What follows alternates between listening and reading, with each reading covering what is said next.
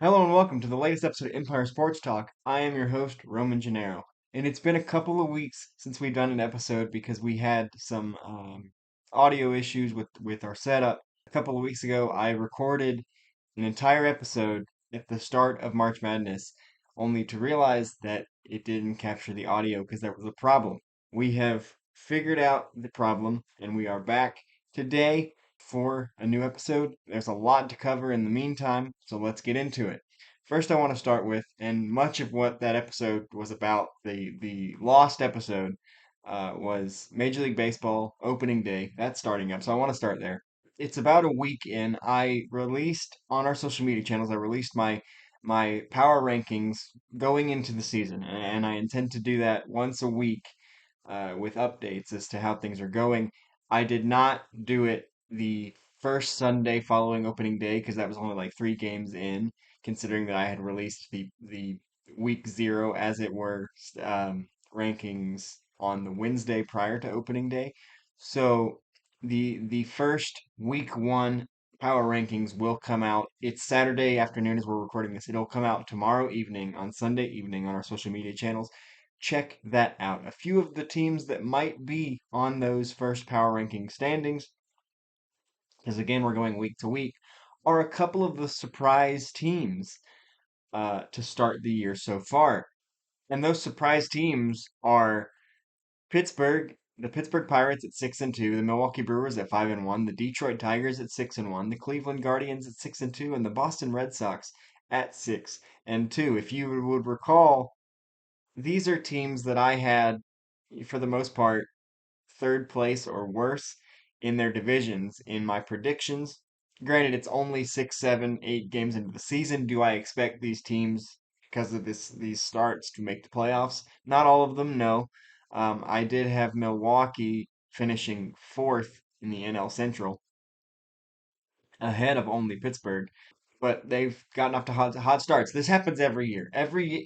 It seems like every single year, the last team to be left undefeated, which in this case was the Detroit Tigers, ends up missing the playoffs by quite a margin. Now, what I do want to say is that I have had my eye on the Detroit Tigers for a couple of years now, been on them as possible dark horse playoffs teams, and because I saw something was building there a couple of years ago. I was a couple of years too early, but I do think that the Detroit Tigers may be for real.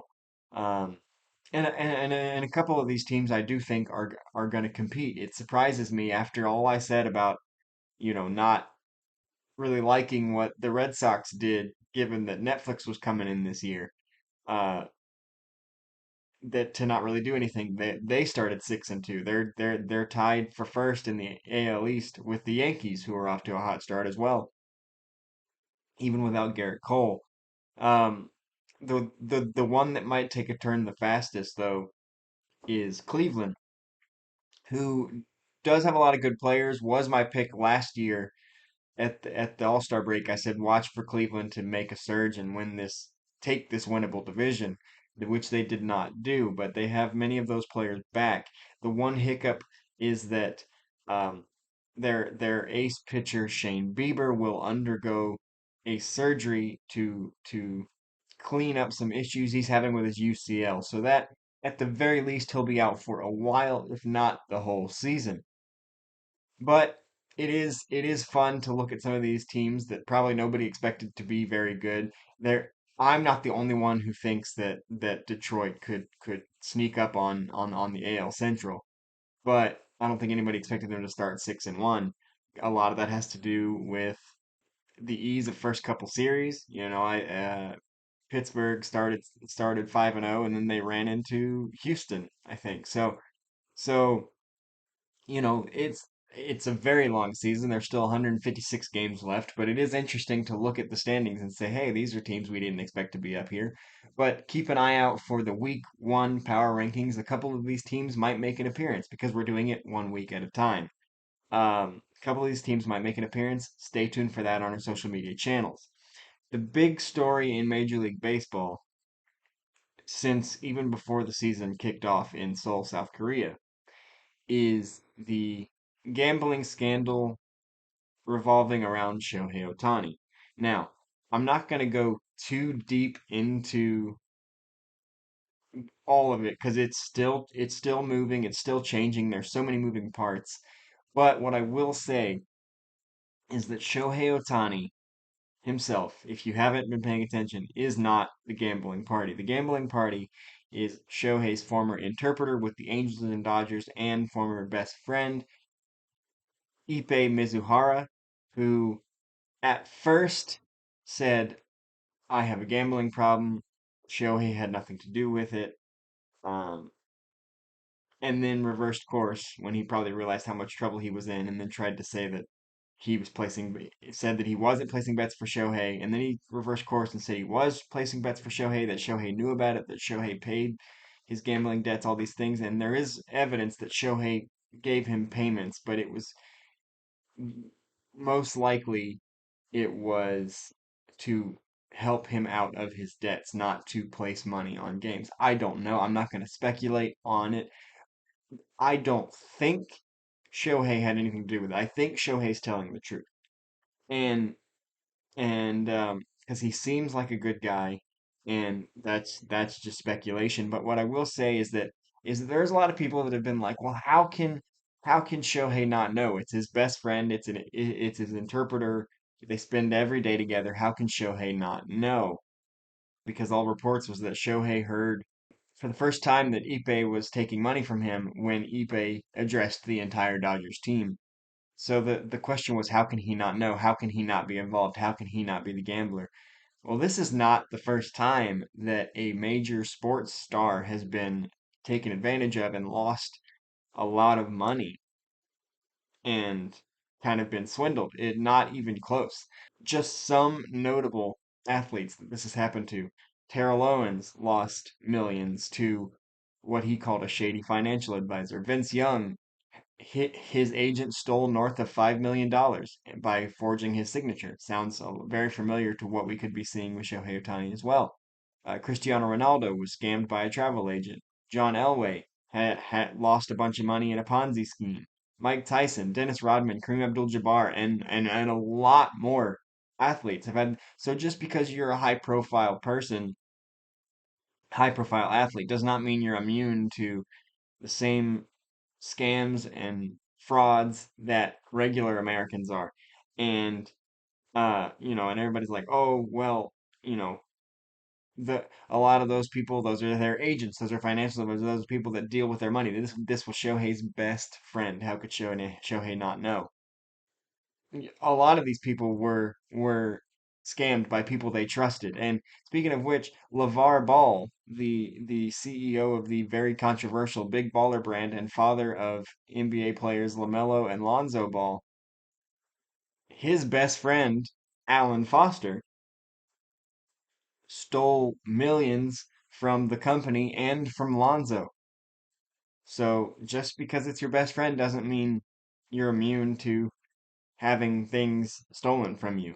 So do I believe Shohei is involved in this from the standpoint of he's the one gambling? No, I don't. Does that mean that he's not involved? No, it doesn't, because the story seems to change and get new information every day. But Major League Baseball is investigating. And one interesting take on it I heard was like the day after Shohei finds this out, he goes into the second game of the season, the second game of a 10-year, $700 million contract, and goes and gets a couple hits, steals a base, gets an extra base hit, and he continues to play well. Back here in LA, he just hit his first home run as a Dodger just the other day. And if you are guilty of something and you're hiding it, unless you're really really good at lying or like almost a psychopath, it's going to affect you. It's going to get to you. The stress is going to get to you. And this is not the same thing, but when Roger Maris was chasing Babe Ruth's single season home run record in 1961, his hair was falling out and he was smoking, I think, a pack a day. Uh, Stress takes a toll on the human body. Your sleep, your appetite, your energy, and Shohei's playing really well. So unless Shohei is just a really, really good liar, which I don't think he is, I really think he was the victim in all this. Um, but I don't want to speculate on the ins and outs of the case itself because I don't know because it's still going. There's details still coming out about things that Ipe did and what Shohei may or may not have known or um, loans from Shohei of $500,000 or whatever the case may be. Like there's still details coming out. So I don't want to speculate on that, but what I will say is that I believe Shohei didn't have anything to do with the actual gambling because, as I mentioned, sports stars have gotten taken advantage of for years, and it happens all the time. So that's all I want to say on that right now until we have more information. We are in Final Four territory.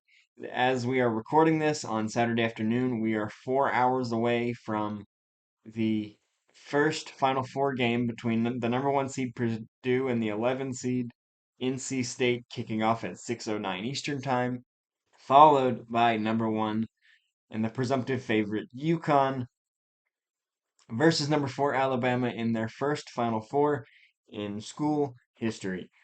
I I think I think that it's going to be a final of the two one seeds. I think it's going to be Purdue and UConn, and I still think UConn is the favorite. But I, for one, am very excited to see where this goes. This is the second year in a row, maybe third. I don't remember 2 years ago. I think it's just the second that a double-digit seed has made its way into the Final Four. This is the new norm with the transfer portal and NIL. You can go anywhere and make noise with any team. Um, but I do think the two one seeds will be too strong for both NC State and Alabama. I think UConn is too much of an offensive powerhouse to be outscored by Alabama. I think there's no one on NC State that can handle Zach Edey physically. So I do think it'll be UConn and Purdue in the final on Monday night. The women's final four, the championship game is set. South Carolina rolled over NC State by almost 20 points.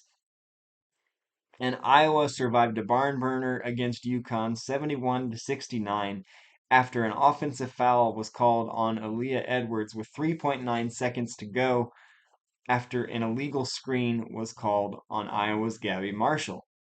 I caught the second half of this game. It was very, very exciting. And for anybody that thinks like Iowa is just Caitlin Clark, Iowa's got a really good team. A really, really good team. They got some really good players not named Caitlin Clark. Do I think they're going to be a Final Four team after Caitlin Clark leaves? I don't know, but I do know they're very very good outside of Caitlin Clark.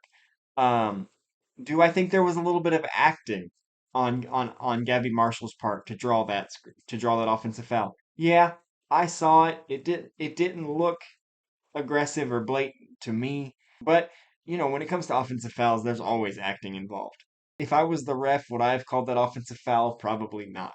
But it was called. Iowa got the ball back, ran the clock out. They're moving on to their second straight championship game appearance against the undefeated South Carolina Gamecocks. It was a great game. If you didn't get a chance to watch it, it was a very, very good game, very entertaining game. The most entertaining women's college basketball game I've watched in a long, long time. All right, moving on to the NHL. I've said on this show, I love hockey. I think hockey is so cool, but I am a casual. I watch it when it's on. I don't really have a team that I root for. But when something happens, I have to pay attention. And this was really, really interesting. On Wednesday, April 3rd, there was a brawl, and I mean brawl, between the New York Rangers and the New Jersey Devils 2 seconds into the game. The gloves were dropped by New York's Matt Rimpe and New Jersey's Curtis McDermott. As soon as the puck dropped, these two were at it, and the rest of the skaters on the ice jumped in, and so every skater on the ice was involved in a physical altercation, which resulted in 8 ejections, and the New York Rangers did win that game 4-3. This was Matt Rempe's, I think, third time being ejected against the Devils. Um, and apparently, this incident stemmed from their game on March 11th, when Mark Rempe repeatedly denied Curtis McDermott's challenges during the game and then proceeded to go after his Devils teammate, defenseman Jonas Siegenthaler. I hope I got that right. And gave him an elbow to the head, which resulted in Siegenthaler having a concussion. Rempe got a 4-game suspension for that elbow. So, so this brawl was coming, and they said, let's get it over with right away. 8 ejections. The Rangers did win 4-3. It's not the last we'll hear of these teams, I'm sure, with the playoffs right around the corner. I'm a hockey casual, but this caught my attention. Fighting is something that is allowed in hockey, but you go to the penalty box after, unless things get out of hand, then you can get ejected. As we saw in this game, 8 of the 10 who were involved in the fight were ejected from the game. I'm not going to spend too much time on that. As I said, I'm a hockey casual. It's interesting. I like hockey. I don't know a lot about it. Moving on. Um, the next thing I want to talk about is Bronny James, who announced this week that first that he was going to enter the transfer portal. He was going to leave USC after what he called um, a year full of ups and downs. And then it was announced later the same day, the next day, that he was going to enter the NBA draft and keep his eligibilities in the event that he doesn't get drafted or whatever. He can return to college and transfer to a new school. Now, I think transferring is the right call. The James family did say that the culture for USC wasn't what they were hoping for. They did just get a new coach in Eric Musselman, as former coach Andy Enfield took the job with SMU. So there's a coaching turnover. Bronny didn't play as much as he was probably hoping for, as he averaged 4.8 points a game, 2.8 rebounds, and 2.1 assists per game on 36.6% shooting in just 19.4 minutes a game. He only started 6 games. He played in 25 because he was recovering from that heart issue he suffered last year. Um, so it wasn't an ideal season for Bronny James. And so I do think that transferring is the right call. I don't think now is the right time for him to be declaring for the NBA draft, because at this point, with those statistics, I think the only way he gets drafted is somebody hoping that it entices LeBron to come over to the team and try to get a championship, which he could do because LeBron has made it clear that that's one of his goals in his career before he retires, is to play with his son. But he has kind of reversed course on that, as it looked like it wasn't going to happen. He's like, well, if it happens, it happens.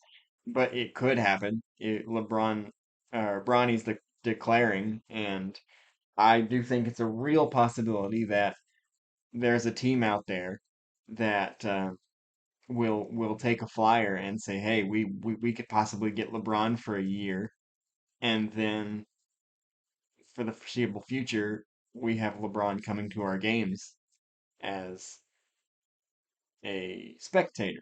Likely, though, I don't think he gets drafted and he returns to college. I think this is the best move. Going and finding the right, because I feel like he went to USC so that he could he kind of stay at home and do that kind of thing. And so this will give him an opportunity to look for the right opportunity for him to show what he could do, like he did at Sierra Canyon. because I do think he's a good player. I do think he is good enough to be in the NBA one day, but I don't want him to end up being like coming to the NBA because he's LeBron's son. And yeah, because you always get that, there was a thing that followed Austin Rivers around for a long time. It's like the only reason he's in the NBA, the only reason he's on the Clippers or on the Celtics or whoever, the only reason he's had the career as long as he had is because he's Doc Rivers' son. Now I know Austin Rivers and I know how good of a player he is. That's not true. He earned the career that he had in the NBA. And but what I worry about is that Bronny may have felt pressure from LeBron to declare for the draft, despite LeBron releasing a statement saying that Bronny is his own man and we support whatever he does, which I believe is true. I don't think LeBron was lying. But,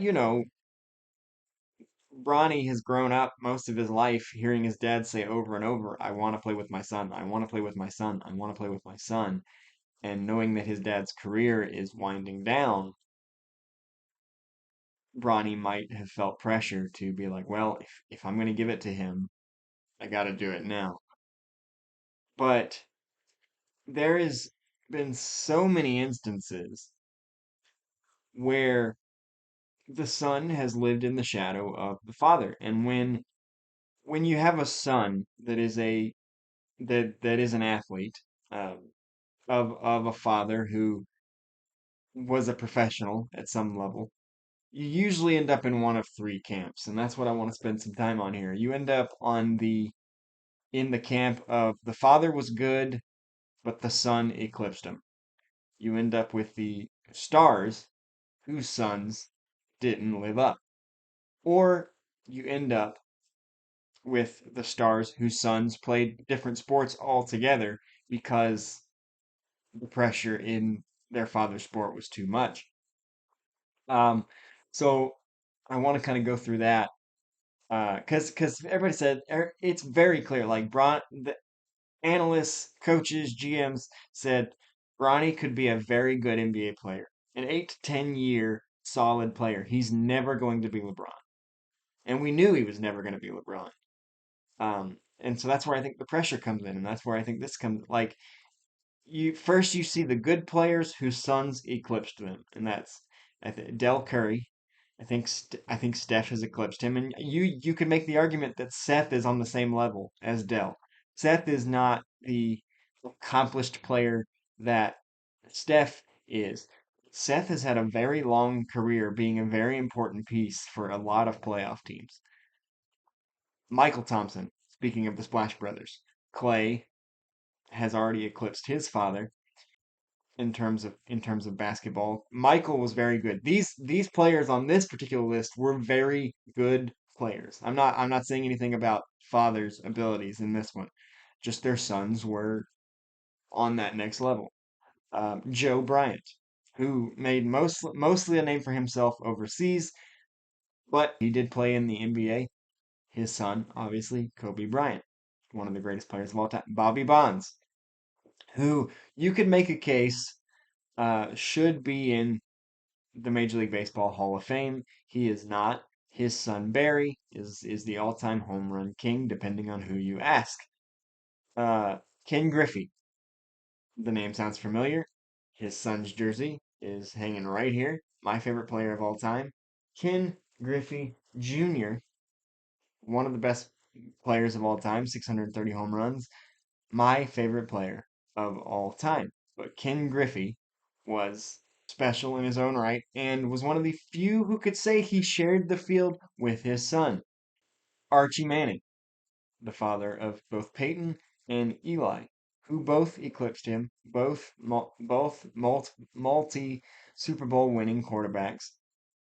Cecil Fielder, who was a very good player in his own right. His son Prince Fielder was on pace for a Hall of Fame career if a neck injury had not ended his career prematurely.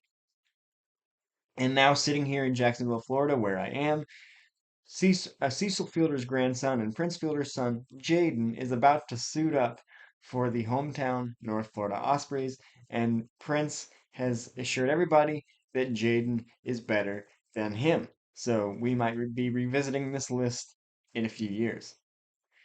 Now, stars whose sons didn't live up, and this list is a bit shorter just because I just didn't make it as many. There are a lot. And if I miss any in these categories, let me know in the comments of this video. Um, Michael Jordan.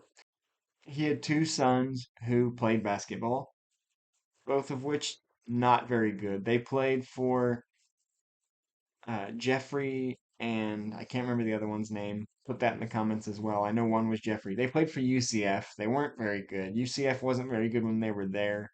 Michael Jordan, greatest of all time, his sons. It's impossible to live up to that. And that's where I think Bronny is, because half the country will say Michael is the greatest, half the country will say LeBron is the greatest. And so it's the same thing. Like, how could Bronny James possibly live up to the shadow of his father? Patrick Ewing, one of the all-time great big men in NBA history, an all-time college player as well. His son, Patrick Ewing Jr., has played in the NBA for several years. Nothing special, role player at best. So obviously he's on this list. And then Joe Montana, who had two sons play football in college, neither of which ever took a snap or even signed with a team in the NFL. And Joe Montana is one of the greatest quarterbacks ever. And then the third category is stars whose sons played different sports. And if I'm being honest, if I was a son in this situation, with my father being a professional athlete in a sport, especially if he was a great, this is the route I probably would have taken because it's impossible to escape the comparisons whether or not you're better. And another player whose son didn't live up to the father, at least as a player, Luke Walton. Bill Walton, Hall of Famer. Luke Walton, really good coach, had a 10-year career, played with the Lakers, won some championships, but he averaged like 4.7 points a game. That's another player on the list of stars whose sons didn't live up. But the other category, as I said, is the category I probably would have fallen in if I found myself in a situation where I came from a family of professional athletes, is the stars of sons who played different sports. Wayne Gretzky's son, the greatest hockey player to ever live, played football. King Griffey Jr.'s son, Trey, played football, went to football in college, actually spent part of 3 seasons on NFL practice squads for the Colts, the Dolphins, and the Steelers, but never actually suited up for an NFL game. Um, Barry Larkin, his son Shane, is still playing professional basketball, spent 6 years in the NBA, went to the University of Miami, and now is playing overseas. And Michael Thompson appears on this list again because his son Trace, brother of Klay Thompson, currently plays in the New York Mets organization of Major League Baseball, but has been in Major League Baseball since 2015. Trace Thompson is a role player in Major League Baseball at best, but he's been a valuable piece for the Dodgers, the White Sox, and several other teams in Major League Baseball.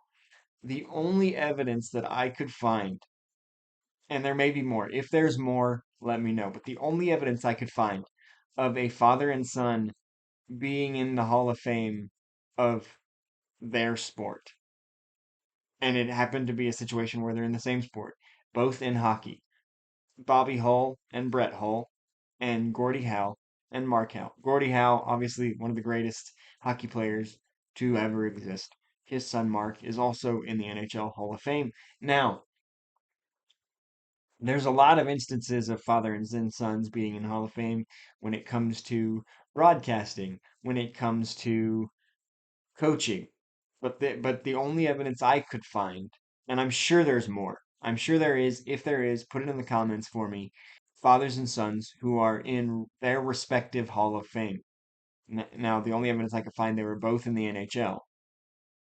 But if you find other examples of father and sons who are in their respective Hall of Fame for whatever sport they may have played. Send it to me, put it in the comments. I'd like to know. So that's the only instance I could find of father and son both being that good. Like I said, if it were me, I would probably go the other the other sport route. The story of Barry Larkin is actually of Barry and Shane Larkin is actually quite sad. Shane Larkin loved baseball, and he would spend all his time with the Reds. And this is the Reds that had Tony Perez and and and Pete Rose was hanging around and Barry Larkin and all Pete Rose had already retired, but he was hanging around and all these and Dave Concepcion, all these great players for the Big Red Machine. The second coming of the Big Red Machine in the 90s. And Shane used to hit as a little kid, would hit with his father and his teammates all the time. And his father, in his own right, is one of the great shortstops. And then one day, Shane's little league coach said, "Whoever taught you to hit has no idea what they're talking about." Having no idea, although I don't know how. You're in Cincinnati. You have a kid on your baseball team with the last name Larkin, and you don't put two and two together before you say whoever taught you how to hit doesn't know what they're talking about.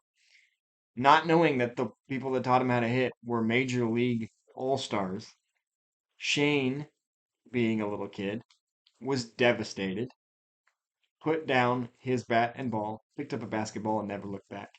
Um, that's a story that was told, I think, back when he was in the NCAA tournament at Miami. The story of how he took up basketball. Um, but that's kind of, I feel like that's obviously the story of Shane Larkin is a little bit different. But if your dad is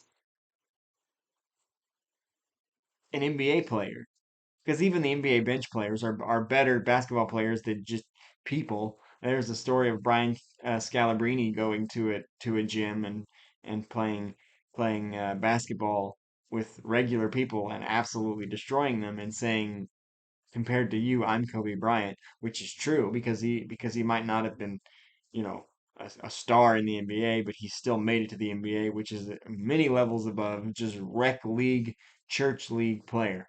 So if your father's in Major League Baseball, in the NFL, in the NBA, at least for me, I'd be like, I'm gonna go do something else because no matter how good I am, I'm never gonna escape the comparison, the shadow of my father, the professional athlete. And there were instances where the son was greater than the father, but in those instances, it's because the father was good. Like the fu- like that's why I can only find these two instances of both being in the Hall of Fame. Gordie Howe is one of the greatest players of all time. Mark Howe, I'm sure coming up for him was very, very stressful. Um, the son of Mr. Hockey, Prince Hockey, if you will. But the advantage that Steph Curry and Klay Thompson and Kobe Bryant and Barry Bonds had was that their fathers were good. Their fathers weren't all-time greats. LeBron James is an all-time great. Michael Jordan, an all-time great. Joe Montana, an all-time great. Wayne Gretzky, Patrick Ewing, Ken Griffey Jr., Barry Larkin, I think, is one of the greatest shortstops ever to play. These players, it would nearly be impossible to outrun the shadow of their father. And so that's why all that to say is that I think Bronny's best bet is to just go to college somewhere else. Maybe go to Ohio State, where LeBron always said that he would have gone if he had gone to college. or go anywhere else. Leave California. Do your own thing. Find a program where you're going to get good minutes, learn, grow, get stronger, get faster. Bronny needs to make it about him. And I feel like him declaring for the NBA right now is not about him. I feel like him declaring for the NBA is about LeBron based on the things LeBron has said that he wants. Now, I know LeBron has said that Bronny is his own man and will support him whatever he does, and I believe him because if LeBron James is one thing, he's a really good father. And I do think he wants what's best for Bronny. And that's why I don't think LeBron would say you should go to the NBA so we could play together. I don't think that's LeBron's doing, but I think Bronny may feel the pressure like he has to do it because it's something he's heard his father say publicly in the past. Now that it's a reality, LeBron hasn't said it as much because he knows he wants Bronny to do his own thing. But I think the best thing that Bronny could do is to transfer to a school, to a good school outside of California that is going to give him a chance to start and grow and be maybe not the centerpiece, but a prominent player for that team. And I think that is because Bronny is in an unenviable position of being the son of LeBron James. Not only that, but sharing his name. Because that's something that Jeffrey Jordan and Nate Montana and Barry Bonds never had to do. King Griffey Jr., yeah. Patrick Ewing Jr., yeah. But Bronny is LeBron James Jr. The junior of arguably the greatest basketball player and athlete to ever be put on the planet. So I think Bronny needs to separate himself at least for one more year. It might come at the cost of playing with his father. But from all accounts, that was his father's dream. And Ronnie needs to focus on his dream and giving himself the best shot accomplishing that dream, which I think for him would be transferring to another college. That's all I have for you on this episode of Empire Sports Talk. This is episode 80. If we don't include the lost episode from a couple weeks ago, this is episode 80 all time for Empire Sports Talk. It has been my pleasure to do this for 80 episodes over the course of, yeah, 10 years. But I did set it down for 4 years there and that kind of thing. But when we get to episode 100, which will hopefully be later this year, I would like to do something special. I would like to do something bigger, and we're planning it right now. Check out our social media channels for more content. Check out our MLB power rankings as they come out each week over the course of the season. And hit that like and subscribe button on YouTube, and we'll see you around. This is Roman Gennaro, host of Empire Sports Talk. It's a good day to go 1-0, and I'll see you next time.